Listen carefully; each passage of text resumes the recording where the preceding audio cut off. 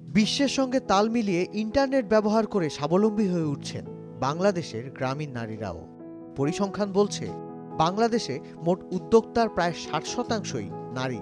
তথ্য মতে বর্তমানে দেশে ইন্টারনেট ভিত্তিক নারী উদ্যোক্তার সংখ্যা প্রায় ৫ লাখ।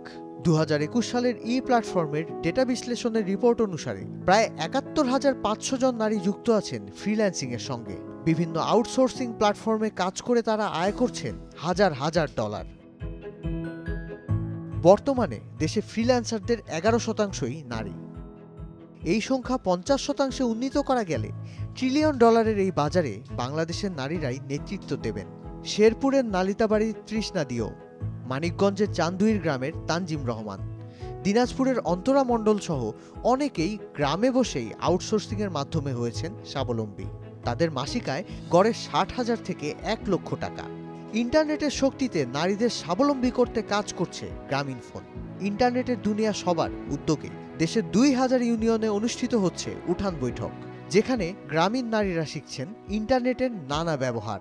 নিজেরাই সার্চ দিয়ে দেখছেন স্বাস্থ্য, কৃষি, ফ্রিল্যান্সিং বিষয়ক নানা ধরনের কন্টেন্ট। দেশের যে কোনো প্রান্তে বসে ইন্টারনেট ব্যবহারের মাধ্যমে আপনিও আয় করতে পারেন। স্বাবলম্বী হওয়ার পাশাপাশি অবদান রাখতে পারেন অর্থনৈতিক সমৃদ্ধিতেও।